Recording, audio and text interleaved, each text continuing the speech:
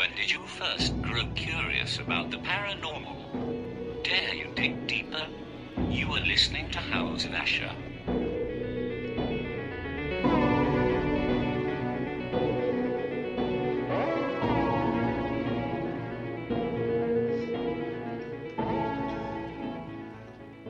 Welcome, everybody, to the House of Asher. I am your host, Steve Asher, and what we're getting into today is a little bit different. I try to always keep it kind of bouncing around from the paranormal to whatever, and we're going to get into something that's, you always heard, truth is stranger than fiction, and sometimes scarier than fiction. That's what we're going to be getting into. We're going to be discussing cover-ups and some of the darker side of politics with our guest, Don Jefferies, and we'll get into that right after this commercial. Wild Hair Studios Rock Shop in Paducah, Kentucky has a lot to offer. Their tagline is positive energy that works, and it really is your one-source shop for healing crystals, aromatherapy, essential oils, unique stone jewelry, psychics, light work, chakra balancing, you name it. Even sound healing, everything, they offer it all. Even classes in light work. And this is all located at 311 Broadway, very centrally located in Paducah, Kentucky. And you can also look them up on www.nicerockshop.com. Make sure to go in there and tell them that Steve sent you and get your enlightenment on. That is Wild Hair Studios Rock Shop in downtown Paducah, Kentucky.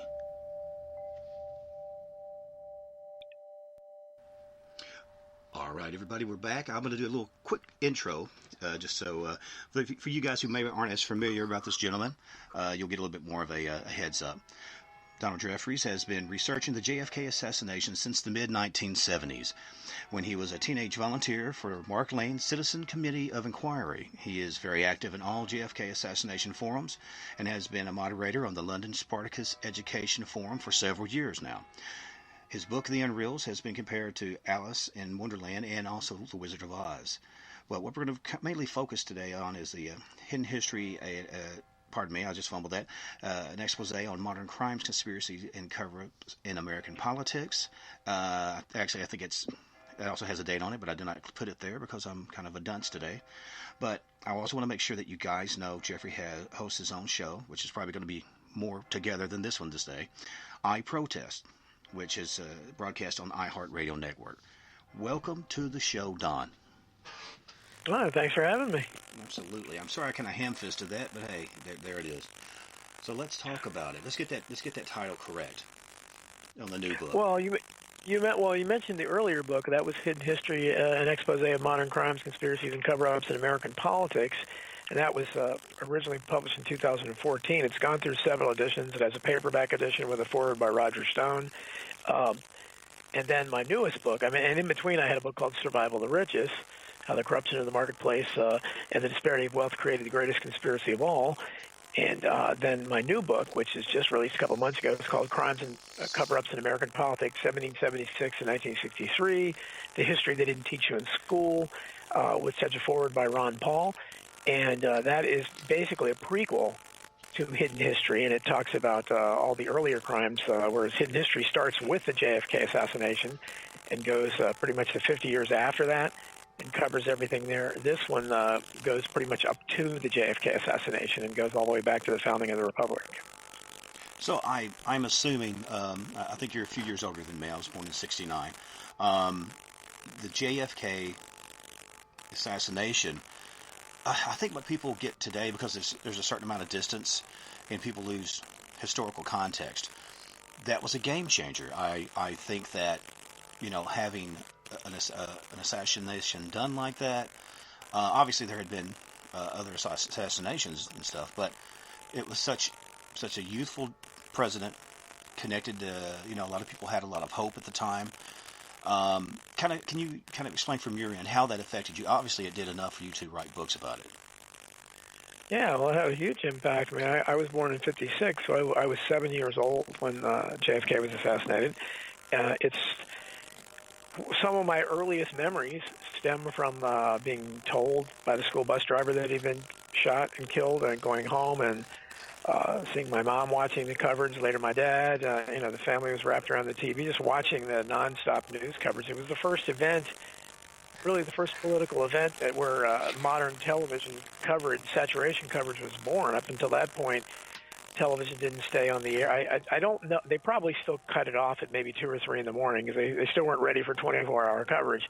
But all they had on, when you were watching it at that point was initially the reporting about the assassination. It's and again, at 7 years old, I didn't realize what a horrible job they were doing of reporting about it. It wasn't until later that I didn't realize exactly, even then, how bad these professional journalists were, where they weren't asking the questions, they weren't really doing an investigation at all. They were just kind of passing along whatever the authorities were saying, and they were relying on the FBI and the Dallas police and whatever, Secret Service, to report this, really disinformation. But and then watching obviously the coverage of the funeral had a huge impact on me as a child. Now, I came from a Catholic family, so everybody in my family was especially proud of Kennedy and loved him because he was the first and still only Catholic president. So it had even more of an impact on me than maybe I ever realized. And I became, later when I was a voracious reader even as a child. I mean, I ended up doing what I wanted to do, what I dreamed of doing as being a writer, because that's all I did was read. I did lots of other stuff too, but I spent as much time as I could reading and even writing as the time I was a child.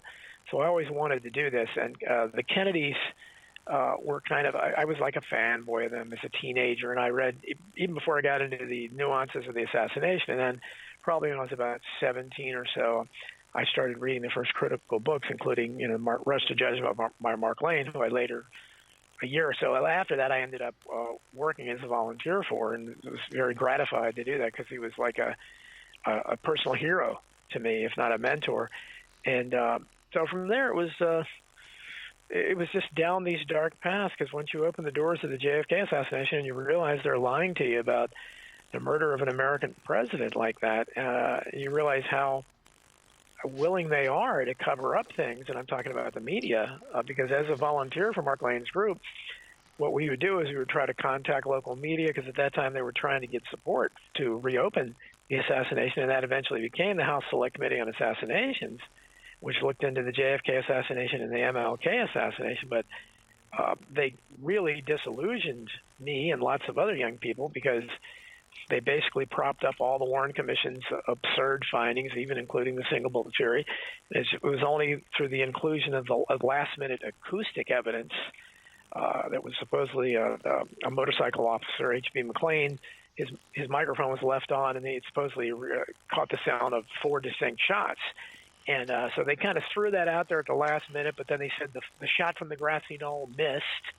And they even had people like the Washington Post trotting out the possibility, again, to show you how absurd our state-controlled media is, where they said just because there were 2 people shooting doesn't mean there was a conspiracy. And they actually trotted out the idea that Oswald and some other unconnected lone nut happened to wander into Dealey Plaza that day, independent of each other. So this is, when I first realized, wow, this, and I kind of did not walked away, but I had other things on my plate, so I really didn't pay quite as much attention to the JFK assassination for the probably at least 5 years since that day. David Lipton's Best Evidence came out, which kind of opened a little different door about body alteration and all that. So I got sucked in a little bit again, but it was then I started looking into other things. I mean, you go from the RFK assassination, MLK, Chappaquiddick, just the Kennedys alone, and then later with the JFK Jr., what I think was his assassination in Hidden History. I was the first one, I think, to really research that independently and show that it wasn't an accident and he was just another Kennedy that was knocked off. And you just kind of go from there. And once these doors start opening and you start going down these rabbit holes, you can't close them again. So you have Waco and Oklahoma City and 9/11 and just all the scandals that I describe of each administration, the body counts, the Clinton body count, the Bush body count, the Obama body count, they're all there. And these are real, and readers, if they read Hidden History, they'll see that. And then if they read the new book, they can go back to body counts of FDR and people like that, and certainly they can look at the real record of Abraham Lincoln. Yeah.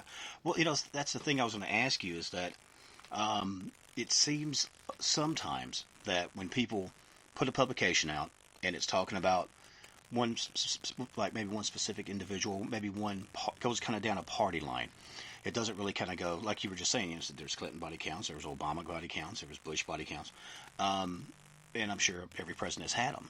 But it just seems like sometimes people interject a lot of their own personal politics into it, and from what I'm hearing, you're not doing that, which I think is great. It's honest. It's not.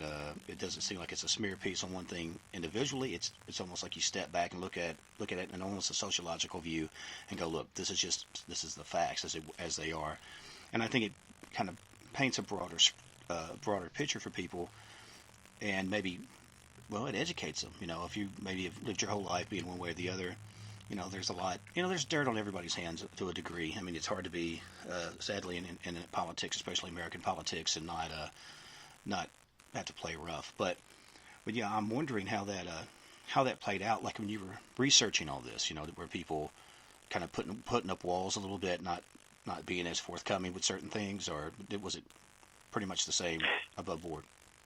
Well, I mean, as far as researching it, I mean, I talked to individuals like Linda Tripp, who was smeared, very, very nice lady, smeared unfairly during the Clinton administration. I talked to Scott Forbes, who was worked in the one of the Twin Towers, the World Trade Center, and luckily for him wasn't there that day. I mean, I talked to the nephew of Seymour Weitzman, who was the Dallas police officer who was one of the two that mistakenly, described the gun found on the 6th floor of the Texas School Book Depository as a German Mauser, who later went crazy, supposedly, and was confined to a mental institution. These are real stories, and they're real people. Yeah, I mean, Seymour Weitzman's nephew is just, he kept telling me, I don't know nothing. I mean, over and over again.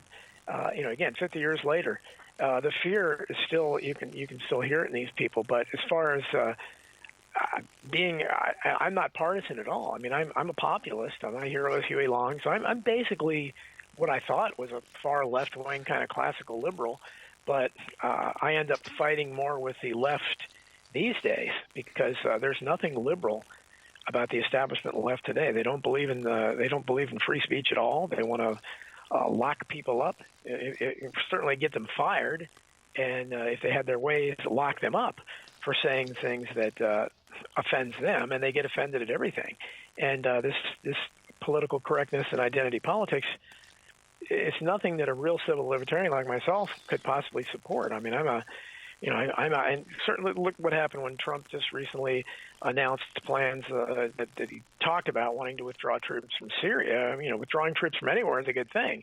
And the entire Democratic House, every single member that voted against withdrawing troops. So this is there's very few candidates out there in either party, and I think of myself as a pro-peace, anti-war person. And anyone that reads my writings will see I've never met a war I liked, unlike our leaders who've never met a war they didn't like. And I prefer to believe to agree with one of Benjamin Franklin's least quoted sayings, which is that there is no such thing as a good war or a bad peace. And I think that's true. And no one in public life today seems to believe that. And so I have a hard time with either side, but I get independent people that I've been very fortunate. Ron Paul wrote the foreword to the new book. He's, obviously saw something he liked, and that was, he's a hero of mine. Naomi Wolf on the left loves my writing, and she's going to be writing a foreword to the new paperback edition of Survival of the Richest. Cynthia McKinney, former congresswoman from Georgia, has written blurbs, and I wrote a blurb for her book. Wonderfully, she's my favorite politician if she ever runs again. Cindy Sheehan, the international peace activist, has written the blurbs for my book.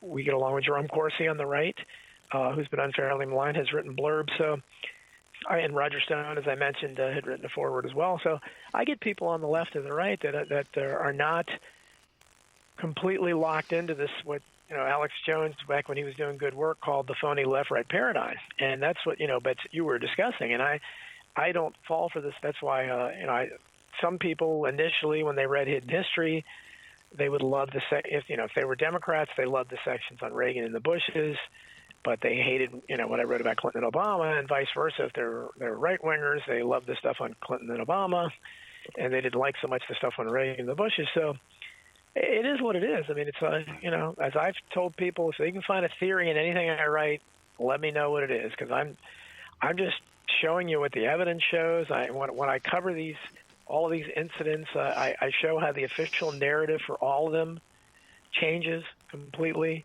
and most of the time completely contradicting all the earlier reporting, and no journalist questions it or asks anything about it. And this is, I think, the most glaring thing you find when you study history. Again, going back to earlier things, as I do in the new book, when you find how the reporting on these things, how these narratives change so quickly and so dramatically, and no one questions it. And certainly if we look at things like just in recent years, the impact of something like 9/11, the fact that no one questioned that absurd fairy tale, or very few people have outside of the world of the truthers, as they have to call us disparagingly, but no mainstream journalists will touch it. And look at the political world today. There's not a single candidate, even the better ones like Tulsi Gabbard, none of them are talking about, that we need to scrap the unconstitutional Patriot Act, things like that really abridged our freedom of speech. Nothing like that. And they all support the Elizabeth Warrens and all Bernie Sanders. They all support the alleged, whatever that means, the war on terror. So and none of them are speaking up for civil liberties. They're all perfectly content to see people get fired or even jailed over speech. And so that's where I stand. That's what I am at this point. I'm a populist. Well, it takes me back to, and it's been a while, it takes me back to like middle school, or junior high, where, like you said, it was very cliquey, and it's not that they want justice, they want retribution, or what they feel is being retribution. I have friends on the left, I have friends on the right, I have friends in sort of the middle. I consider myself more of a centralist. I try to give respect to whoever is driving the bus, whatever president and whatever. I'm not saying I won't be critical of policies, but I'm also not doing the job. I wouldn't want the job. So, I have some friends that, like you said, absolutely hated the Clintons or absolutely hated, say, Trump or whatever. And I'm like, look, there's things I don't agree with, but I'm not going to hate the guy. I'm not going to sit and call, Trump a Nazi. I'm not going to sit and call whoever, whatever. I think it's more or less you're just spinning your wheels. It's not productive, and it's sort of you're so busy dealing with the smoke screen, you're not dealing with what's really going on, and the policies are going out at like 12 or 2 in the morning. Everyone's so busy about, like you're talking about Alex Jones. For a while they were talking about him talking about something in the water to make the frogs gay. Which, right. It's entertainment, but it's a thing of that's all they take from that, and they don't go any deeper than that. And that's the thing about the truther movement, as it is.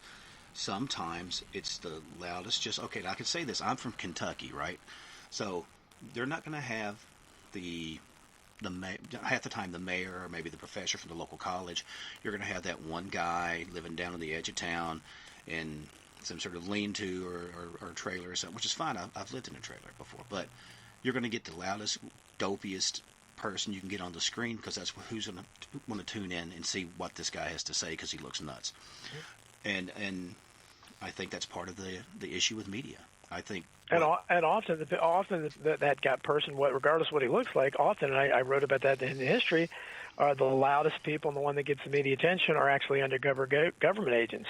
The government infiltrates all of these groups, from the Black Panthers to the Ku Klux Klan, and they always have. Right, like an agent provocateur. Yes. Timothy Leary was CIA. Gloria Steinem was CIA. I mean, this is, it's obvious. And we saw, when we look at our media, we look at Operation Mockingbird, the project the CIA came up with decades ago to infiltrate the media with friendly assets. It's still alive and well. It always has been. Anderson Cooper admits that he was a CIA intern. Okay, as if being Gloria Vanderbilt's son wasn't enough to get him, the job he got. He was also a CIA intern. So, I mean, people need to be aware when they're watching whatever they're watching, whether it's Fox, which kind of stands alone from the others and is being kind of a mainstream conservative outlet, and all the others are mainstream liberal outlets. And they're all, most of them work for political candidates. Most of them, especially because most of the media is, again, mainstream liberal. There's nothing classical liberal about them. But almost all of them came from, from the Chris Matthews working for Tip O'Neill, people like that. They came from, and obviously people like George Stephanopoulos, who was, Bill Clinton's one of his close aides for years. I mean, the idea that he can cover like a Hillary Clinton campaign impartially is ridiculous. We don't. Right. They're not journalists. I mean, Chris Cuomo is the son of the former governor and the brother of the present governor. I mean, these are not journalists. And Joe Scarborough is yeah, they are. Joe Scarborough is a former congressman who, and I wrote about that in the history. Nobody else is writing about it. He had a young woman that was found dead in his congressional office with a big gash in her head, and at 26 years old. It was never solved. They never explained it. They swept it under the rug. They don't even talk about it anymore. I mean, I'm still talking about it to the extent I can, because I think that's a pretty big skeleton to have in your closet. Literally. To be a journalist and get up there and, yeah, exactly, literally to be pontificating like that. And, of course, his partner, Micah Brzezinski, is the very attractive daughter of Zbigniew Brzezinski, one of the kind of the Democratic Party's version of Henry Kissinger. Again, the ultimate insider that's in all the Council of Foreign Relations, Trilateral Commission, Bilderbergs, all those, Bohemian Grove. These people are all. These aren't theories. These groups exist. These yearly get-togethers exist, and they go there. When they go to Bohemian Grove every summer, they really do worship a 40-foot wooden owl, and Alex Jones crept in there and filmed that. Right. The big Molech thing, and they had the effigy of the child and all that stuff. Yeah. I mean, it's dark stuff, man. I was going to say, you were talking about people like Gloria Steinem and people in positions to supposedly change and make different sort of affect the political waters that are still it's stringed into something. I'm sure you knew that like Jim Morrison's dad was a high up. I believe it was the Air Force. Admiral. He was in charge of the fleet. He was in charge of the fleet at the Gulf of Tonkin, the biggest psyop of the 1960s. He was in charge of that. Right, and that's what Again, it's that thing where people get into that mindset. I make a lot of movie references because I'm a big movie nut. But like, do you remember the movie They Live, where the guy had the sunglasses, you put them on and say all this: consume, obey, listen to your bosses, work hard. And then they find in commercials and things where there supposedly are hidden messages and certain subliminal things and everything, symbology and all kinds of stuff. I mean, we could get really deep down in that path, and I know that's not where you will probably want to go, but it's there, and you can't, like you said, you can't look at something through any sort of jaundiced eyes. You have to look at it completely clearly, look at the totality of the picture, even if it's something you don't like. Because a lot of times you're going to find stuff that you just like, man, I was really hoping that guy was a good guy, or this person was a heartfelt, some sort of entity. And a lot of times it's just not. How do you keep yourself from going batty, doing some of this research? Well, maybe I've always been half batty, I guess. But it's when you look at this stuff and luckily I stepped away. I didn't really step away from it, but I lived the normal life. My kids are grown now, but when I was we were raising them, I did all the normal stuff. I coached youth sports for over a decade.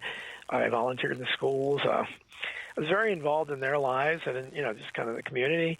And when I first started, I didn't get published until I was 50. And so once I had my first book published, I think most of the people that knew me were really shocked that this kind of laid-back guy had all of these unbelievable radical ideas within him and was pursuing these kind of subjects. So I think it is what it is. I mean, I at this point I'm so immersed in the conspiracy world that it's a part of me now, and it's and fortunately there's a growing audience out there, and more people. Although more people are growing or sleeping even sounder than they are, just kind of digging their heels in and refusing to confront with the tyranny around them, and they have this normalcy bias on steroids. But there are more and more people, especially young people, that are waking up and that are into alternative explanations. And so you get, on the supernatural kind of side, which I probably will write a book about that down the line because I'm very interested in Fortean phenomena and UFOs and all that. But I have like the radio station I'm at, I have a lot of people that listen to me that are flat earthers. There's tons. The flat earth movement is huge now. It's in the conspiracy world. Mm-hmm. There's also a hollow earth movement. There's a virtual computer simulation theory where people believe it's like a matrix.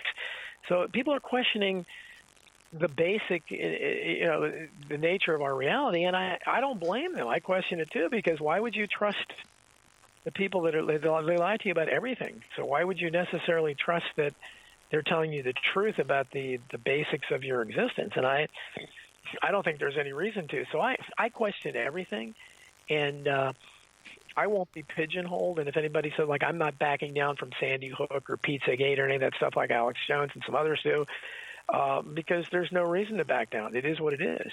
And, these things are, when you look at them and you research them and you study them, it is what it is. The official story of Sandy Hook is impossible. Whatever happened, what they tell you happened, didn't happen. And Pizzagate is a very, very real, it's based on something, because if you look at those Instagram photos from the guy that owned that pizza place, they're very disturbing. And if he was just an average citizen, they would need to be explained. Why do you have a little 3 or 4-year-old girl duct taped to a table in a restaurant? Why are you joking about a huge room with metal walls and calling it a kill room? And joking. I mean, these are legitimate questions. I mean, maybe you just have an incredibly warped sense of humor, but people are going to speculate on that stuff. Well, there's two things. I was going to mention, I don't know how much you know about my background, but I did many years in, I studied criminal justice, and I worked in corrections and did some stuff in law enforcement. But the thing is, like you were talking about some of the earlier pundits, you'll see how the higher-ups in administration and beyond will pick and choose. They will kind of call the ones that they don't feel they can maybe manipulate as well, and the ones that maybe have elements. And a lot of times it's like, well, does this guy have a previous military history? Okay, maybe was he a sports guy? Was he part of a team? Was he used to following orders from a number one, and he carries it out without question? He doesn't think about it, he just does it. And that doesn't mean that these people aren't intelligent. A lot of times they're very intelligent, but it's a thing of, are they malleable? Or can we turn these men or women into what we want them to be? And, I mean, I saw that on a small scale. I mean, I can only imagine, like you said, when you get up into the world of Pizzagate and whatnot. I know, like, guys, I know I'm going to get the name wrong. Is it Corey Feldman? Sure. Yeah, I believe. Actors. Yeah. I know he had spoke out a whole lot on it, which, he's an entertainer, and he does, like, these really squirrely videos. So I think people kind of take it not so much tongue-in-cheek. I think they did initially. They thought maybe it was a gag. But I think now they're seeing it as being more than that. And you see all this, MK Ultra type of maneuvers. Mm-hmm. You have people that used to be on like Disney and things like that, and they lose their frickin' minds. And then reports come out of going, oh well, yeah, they were grooming her or him, having different things on them and stuff like that. And then there's always that thing about people in high positions of power. You have to be involved in something dark. Maybe it's a murder, maybe it's a rape, a molestation. But even, maybe not so much worse, but even more, to me, a little bit stranger, things like cannibalism. I had recently heard about a club in L.A. This is new to me. About I don't know if it's called the Cannibal Club or not, which I thought maybe it was like like where they served everything like tartare, like we're all meat and stuff. But apparently they are eating people. Soylent Green, not even that. I mean, it's like obviously people. What do you know about that? Does that tie in with any of the stuff that you're writing? Well, I've heard about that restaurant. I don't know if that's a real thing or not. If that's an urban myth, if it is, I don't know how it could openly exist. But I know that is very real, and that's one of the things I get. The most disturbing thing I write about, and I wrote a whole section in Hidden History about child sex scandals of Franklin Credit and the keepers and so forth, the groups like that, and it's very real. And of course, it led. This was before Pizzagate, but people that study these things understand that apparently, when the very wealthy, when they have everything else, their go-to thing sexually are children. And I don't think we can understand it, but it's definitely a real thing. And the cannibalism part is something I've been noticing more and more, where the first thing I caught of it was again, during all these the online furor over John Podesta's emails that were released, which contained tons and tons of references to pizza and pasta, which are code words in this dark world for little girls and little boys. And if you read those emails, and they had excerpts on Reddit and places like that online back when the internet was freer a few years ago, less censored, you could see that these were clear references like pizza-related map and things like I'm going to eat pizza for about 2.5 hours, something, very bizarre references to it. And clearly these are powerful people. They shouldn't be talking about pizza and pasta that much, but there were unbelievable number of gratuitous references to it. And during that time, they began showing a photo online from John Podesta's office where he has a painting in his office, and it's a cannibalistic painting. It's a picture of one human being eating another. And that's a very curious kind of painting for someone who ran Hillary Clinton's campaign as a huge figure in the Democratic Party. Why would you pick something that would be that offensive to most people? But this is something, and recently I've been reading online here and there where and this is what we call the gradualism, how gradually this comes up. There are gradual references, and you can catch them here and there. If you Google them, you can find there'll be a professor at this university. Someone else, in the public eye somewhere will be quoted as how we need to remove the taboo about cannibalism. We need to talk about this. I read that.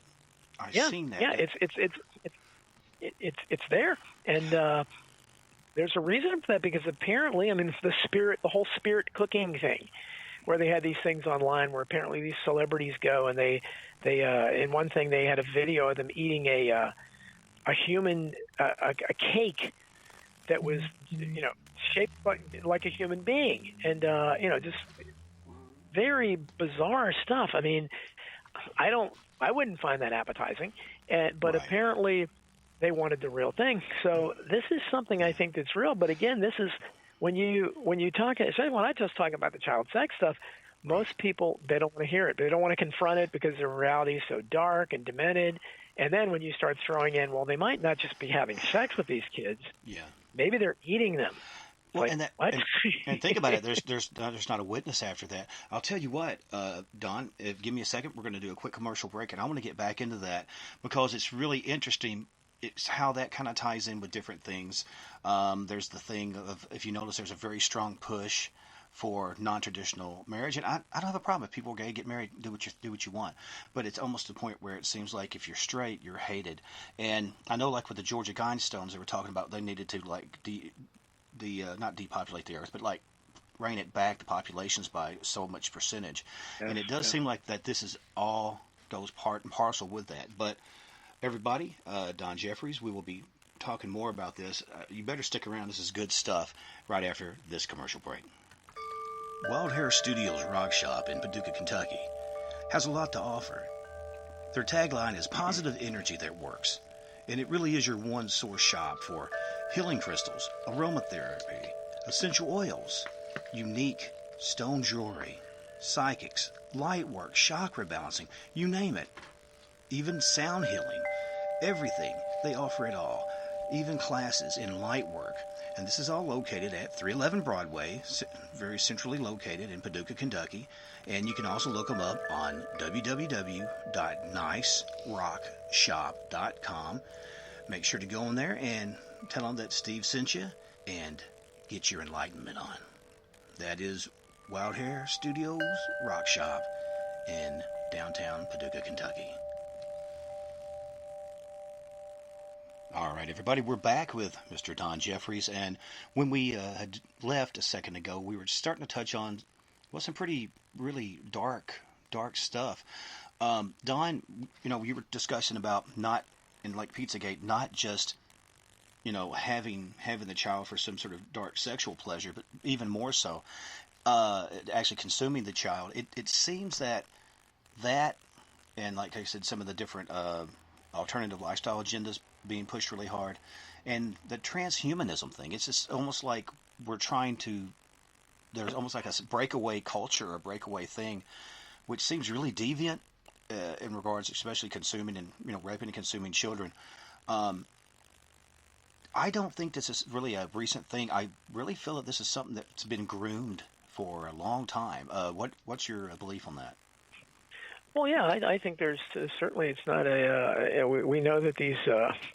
I mean, you go back to Victorian England, and when especially the East End of London during the reign of Jack the Ripper, there one of the main ways that any female could make a living was to walk the streets. That was I mean, I don't know what the percentage was, but a tremendous percentage of the females living in that desperately poor area of London, just a mile or so away from, the mansions there, as America's always featured that kind of thing with the desperately poor right outside the gates of the 1%. But they were, they had to do that, and the ones who made the most money, who were paid the most, were the youngest. So if a little girl was out there, however old, the younger she was, the more money she commanded. And I think that's I don't know what it says about the tastes of rich men, but I guess when rich men can pay for anything, the one what they want the most is sex with children. I think it maybe goes beyond sexual pleasure, and I think this is where the cannibalism aspect may come in too, is that there is a kind of an occultic belief that, and you even hear about this, and I don't know if they've actually done it, but I've read that they're talking about, getting blood transfusions from younger people, and because it supposedly makes them younger. And this is a belief. It goes back to the Countess Elizabeth Bathory, who was a veritable vampire in, I don't know, maybe the 1700s or something, right, who bathed in the blood of virgins. And, the Dracula legend and all that comes from, is this, does blood sustain them? And I think that we see these things, the same kind of reports we see about trying to normalize cannibalism, where they talk about the getting, youth, basically getting youth from children. And I think one way they think they can do it is to have sex with them. Maybe if they have some kind of intercourse, they get their energy. And if they can get their blood, that's another way to make them to stop their aging process. I'm not sure what's going on there, but it's perverted, but it's real. Yeah. Well, you think back when you were talking about sex and stuff like that, makes me obviously think of like sex magic, like blood sex magic, of like Aleister Crowley type of vibe, sure, which is some people say is connected to certain bloodlines of presidents.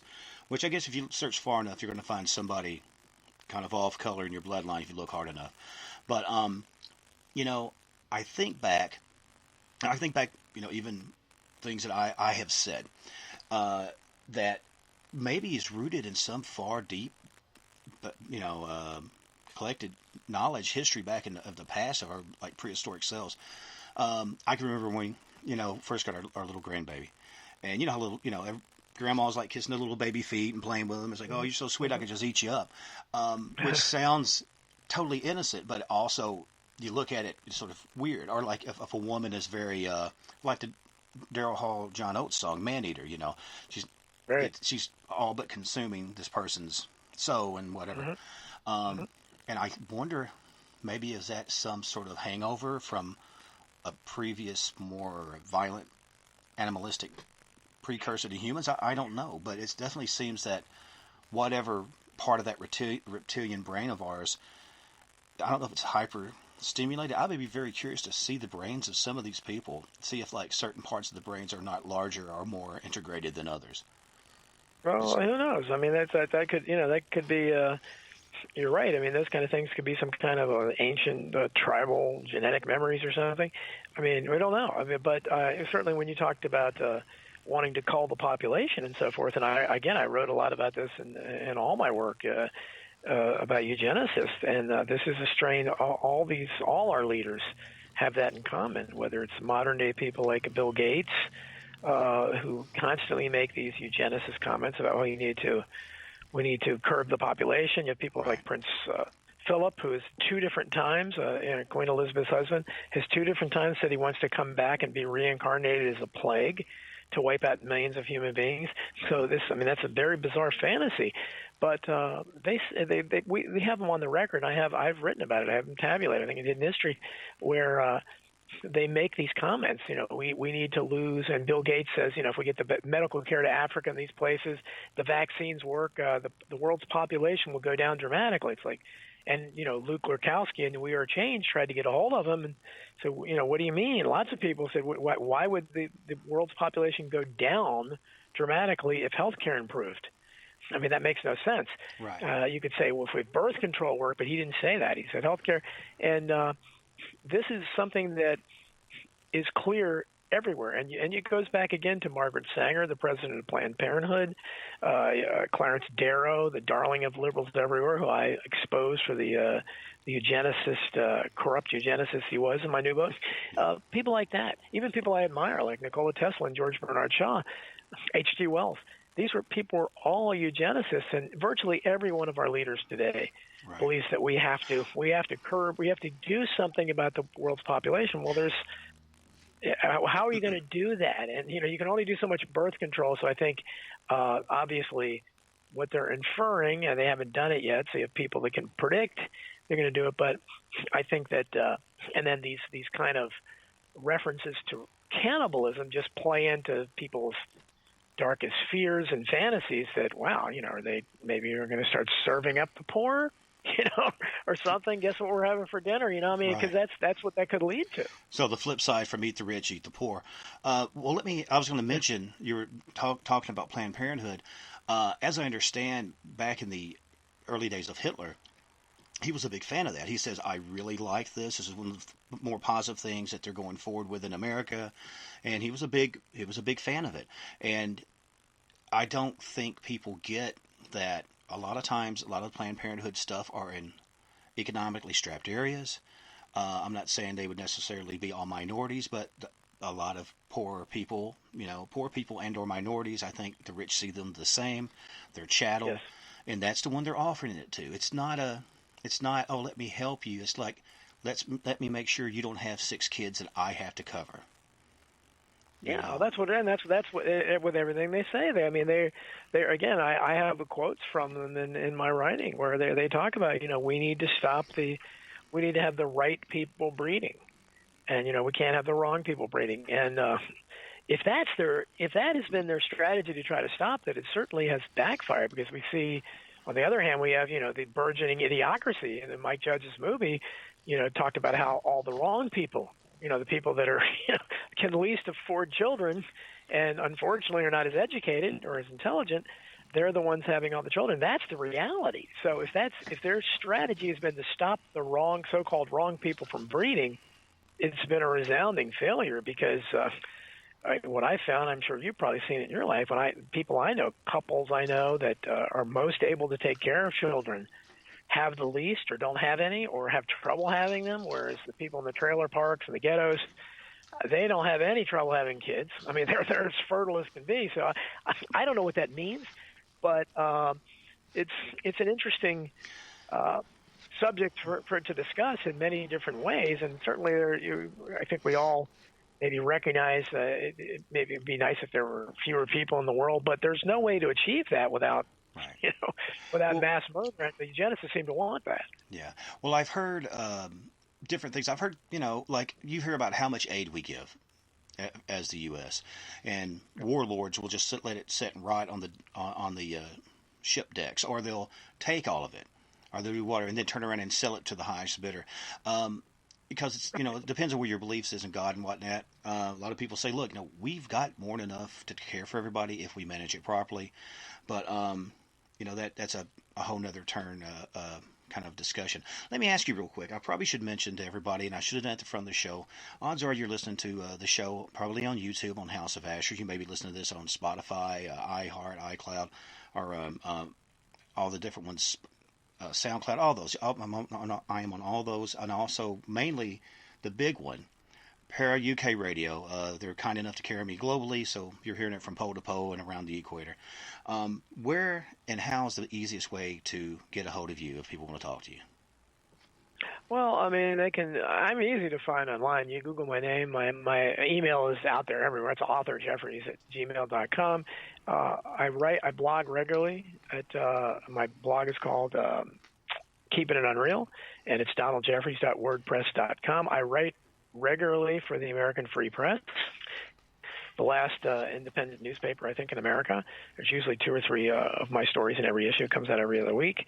Lou Rockwell, who's a big website, who was Ron Paul's former chief of staff, he publishes a lot of my stuff. A lot of my blog articles are on Ron Paul. Naomi Wolf publishes me some on Daily Clout. So I'm easy to find, and my books are, again, I've my 4th book was just published, and my 5th book is coming out in January called Bullyocracy. So that'll be out there, and I'm very active on social media. I'm easy to find. They're easy to find and follow on. I rant pretty much regularly on there, and of course my show I Protest is a part of the is on Truth Frequency Radio. It's part of the iHeart radio network, and it airs live every Friday from 5 to 7 p.m. Eastern time, and I have an eclectic group of guests there as well. Well, let me ask you this. And I'm sitting here thinking, like I said, we've covered a whole lot of different stuff, and I knew it would be dark, but I didn't quite get how dark we're going to get with it, which is fine. But let me ask you, you have people that study finance, and they study whatever, economics and trends in whatever technology. Where do you see us going now? What do you see is going to be the next step from the higher ups and from the people in positions of power? What's going to be the next thing? Or you think it's going to be another diversion? You think it's going to be some sort of other attack, like 9/11? What do you think is going to happen? Do you think it's going to be everyone's going to start getting chipped, and maybe that's going to make X amount of groups of people sterile? What do you think is happening? Well, I don't, I think that it's impossible to win by making predictions, trying to predict. And people like Alex Jones used to do that all the time. Lots of other people do that as well in the world. And it's easy to think, well, okay, this is where they're going. I don't, especially with the election of Trump. When Trump was elected, first of all, I was totally shocked, like everybody else was. I thought the fix was in for the queen of corruption, Hillary Clinton. Still trying to process that. I mean, I've just kind of concluded it's a giant production for whatever reason. He's playing a role like they all are. But after Trump, I have no idea what they're doing. For whatever reason, when we've predicted, people like me have been talking since the 80s about, we used to call it the economic spike, that our economy, as it's constituted, cannot possibly continue to exist without collapsing. And we didn't foresee the dot-com boom of the 90s, and I think that kept it alive a little bit longer. And that's the only reason it didn't collapse back then, when all of us thought it was going to. And with 9/11 and the really increased tyranny, I mean, really, tyranny went into overdrive and on steroids with 9/11, with the Patriot Act, the Homeland Security Department, free speech zones, all these other horrible things that Americans should have had their yellow jackets on a long time ago about. But they're just so submissive and so cucked, if you will, to use a new term, that they just permit anything, and they seem to show no tipping point. So at this point, I don't know. For whatever reason, the people that rule us, they don't want to take the mask off. They don't want to come out and admit who they are, which are bloodthirsty, tyrannical rulers, probably Satanists for all I know. I would think they worship some dark force. But they want to, instead they pretend, they trot out this series of Katie Couric type vapid, talking heads that are, actress wannabes, model wannabes, to put on this bright face and say, hey guys, and smile and serve up this absurd fluff and dumb us down to just unbelievable, a fifth grade level.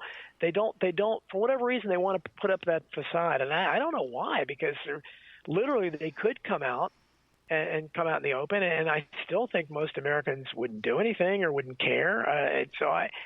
But it seems to be some kind of a game with them, and so I think I don't think you can make any money predicting this stuff. I have no idea. I just know that I don't think that we will be able to overthrow this tyranny without a huge number, because I don't think a revolution could be successful, because I think very few people would participate, and you're going against the world's mightiest military you've ever seen, let alone their intelligence agencies.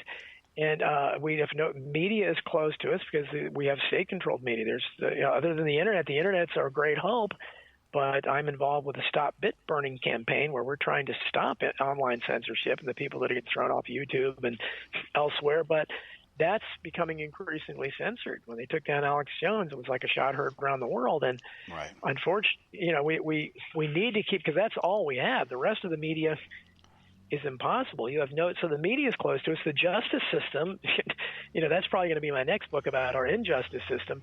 That's closed because you have just massive corruption everywhere. No one from the police on up to judges, prosecution, juries, none of them are interested in justice. So that's really, to be filing class action lawsuits, which they're talking about in the Stop Bit Burning campaign. I don't know that they're going to be successful. You're from Kentucky, so you know about the Covington kids, the Catholic kids that were smeared, especially Nicholas Sandman, right. who was smeared so unfairly from that incident back in February. Well, I know his attorney, Todd McMurtry. I've had on my show, and he's involved in the Stop Bit Burning campaign as well. And I introduced him to Dustin Nemos, who's leading this campaign. But he's already lost the first round. I thought they would be successful. They have Lynn Wood, one of the most powerful attorneys in America, who's on their side. But when you walk into any courtroom, the courtroom they walked into was a typical establishment Democrat who had been, he was an old guy, had been originally named to the bench by Jimmy Carter. And he's going to have his views. So they came in, and the first lawsuit was against the Washington Post. Well, odds are that guy agrees with the Washington Post's agenda.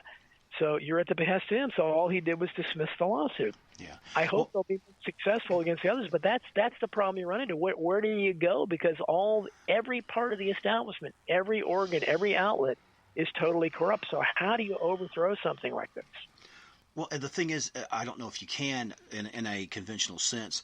The thing that you have, too, even in a small town, I live in Princeton, Kentucky, in Western Kentucky, even our local paper is no longer local paper controlled.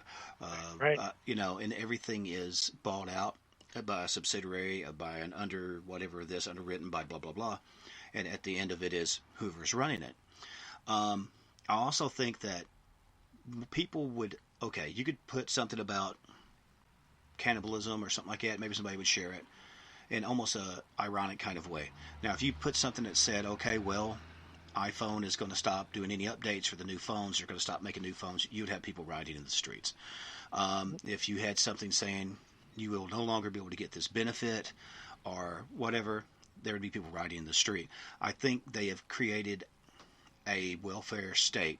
And when I say this, I was a young kid. I was the youngest of 7. I'm from a big family. When times were hard, we had to been on that. And I thank God for it. We were thankful for it, but we didn't stay on it. So it's one of those things. I think those checks and balances and things in place, I think is good. I think we do need a social safety net. But you're not guaranteed that. If it's going to bottom out your country, you're going to have to make choices. And it's always you got to keep the country rolling, and security is number one. But that was the way I was raised. I was raised by Depression-era parents. And that's the subject of my book, Survival of the Richest, where economically, and I still think this is the most important issue, when you're talking about anybody rebelling or anything like that, people don't realize how poor most of America is. The bottom 50%, that's half of the country, makes less than $27,000 a year and has less than 1% of the collective wealth. So half of America has nothing, nothing. And every wave, that's why immigration, that's why the left hates me on immigration, because that's why I was initially attracted to Donald Trump, because something has to be done about it. Because the last thing you need when half of your country is that poor is to be constantly importing even poorer people into the country, and that's what we're doing. And with every wave of immigration that we give amnesty to or allow to come in, they're entering at the very bottom, and they're making that 50% grow. So you have the people at the top who have, the wealth is consolidated in fewer and fewer hands. The middle class is being squeezed completely out of existence. So you have over 70% of the people living paycheck to paycheck. 70%, it doesn't have $500 in savings. I mean, it's a disastrous situation. So I don't know what. That's why I keep saying that it has to collapse, because I don't see how you can continue to have an economy. We certainly can't have it. Now you're seeing, and I'm referring more and more often to America as a third world country, because I think it's more and more obvious that we are.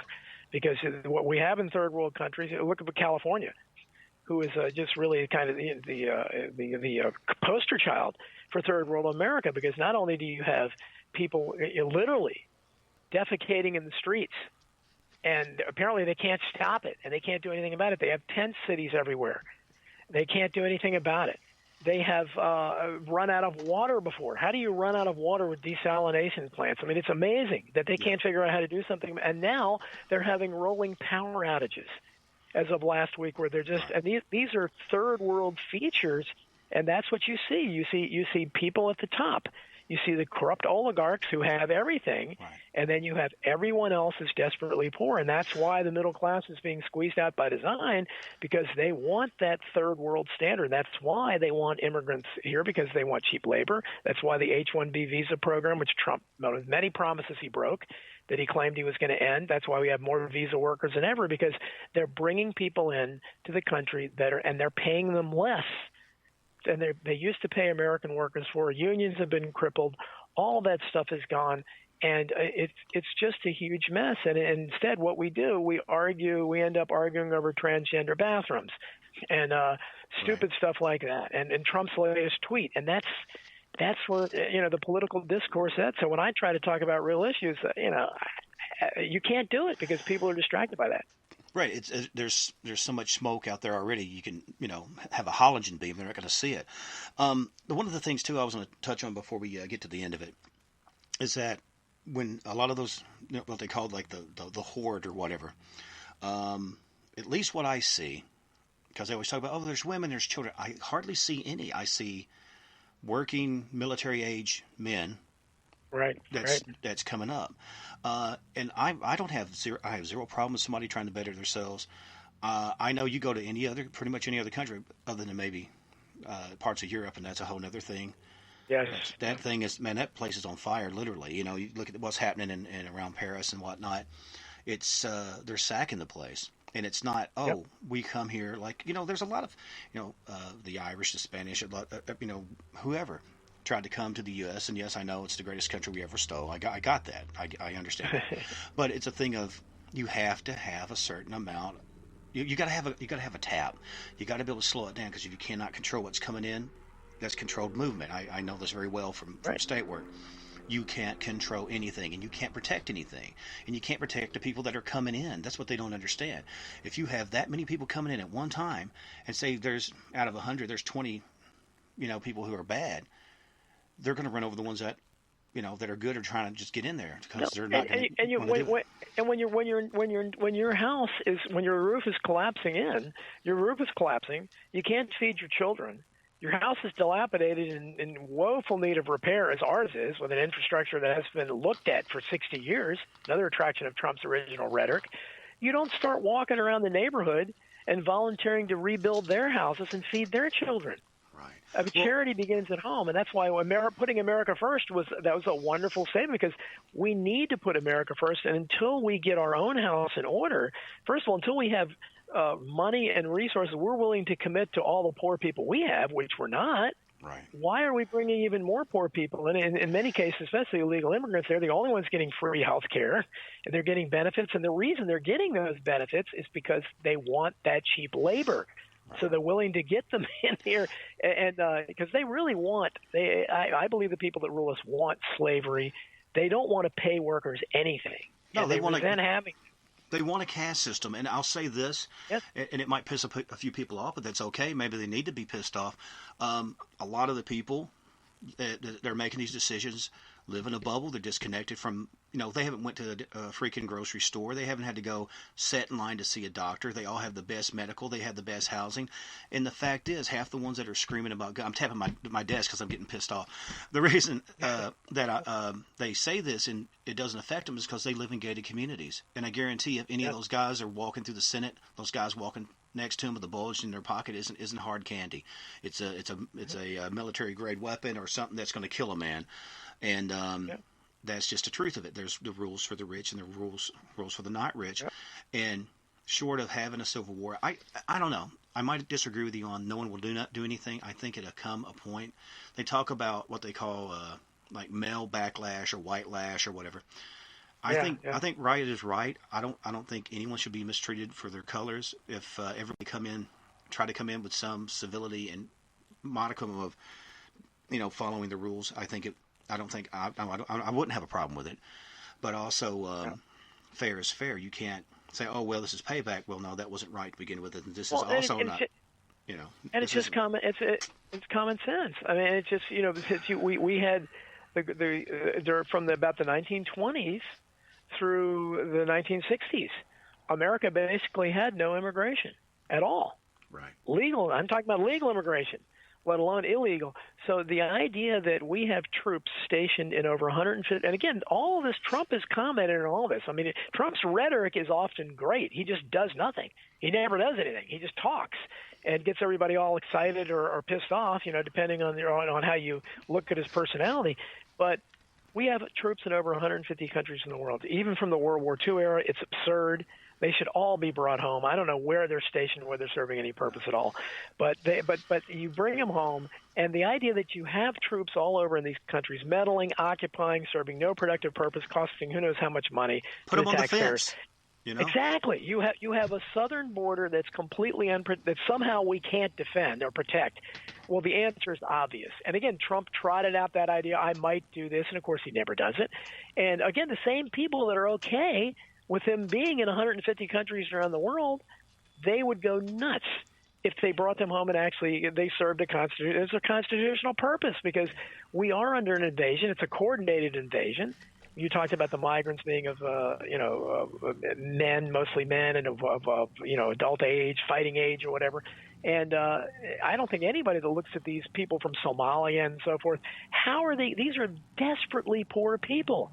How are they paying? How are they getting on an airplane? Who's paying for the airplane? Who's getting them over here? Obviously, this is a coordinated effort in America and in Europe.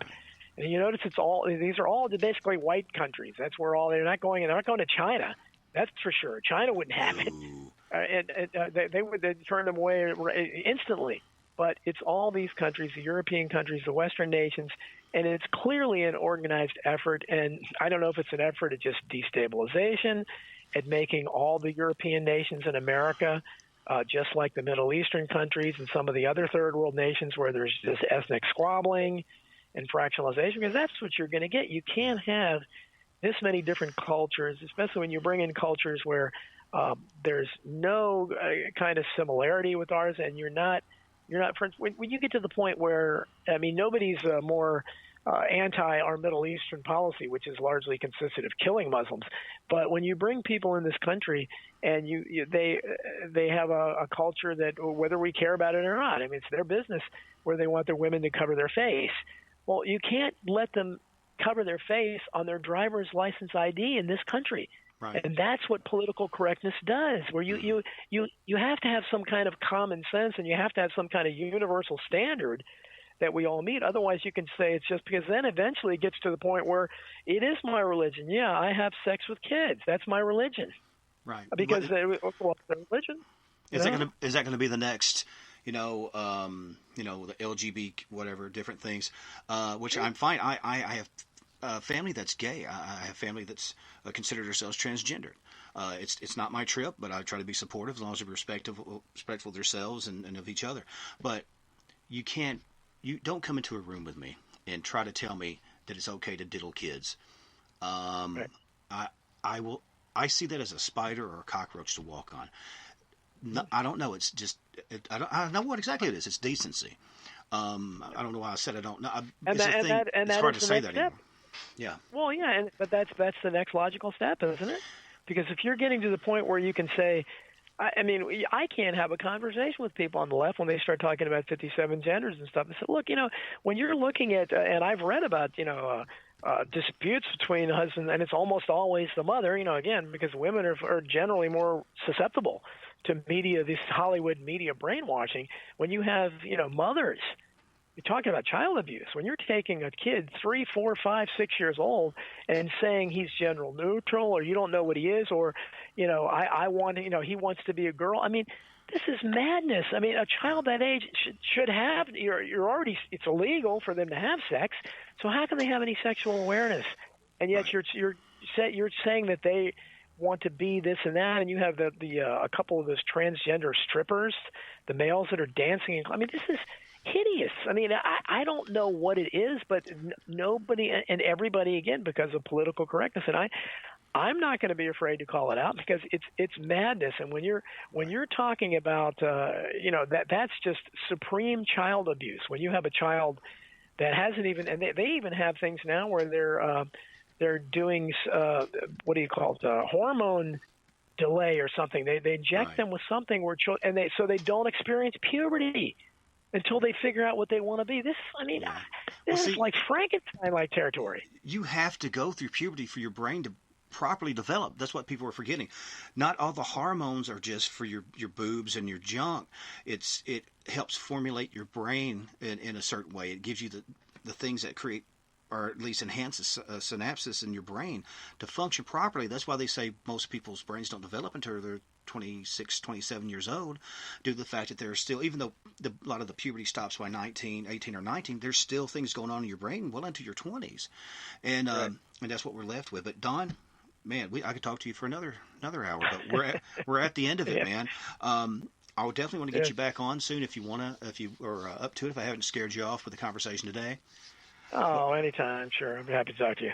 All right, well, I'll tell you what, if you want to hang around for 1 second, I'm going to do a quick outro, and I'll be right back with you. Okay.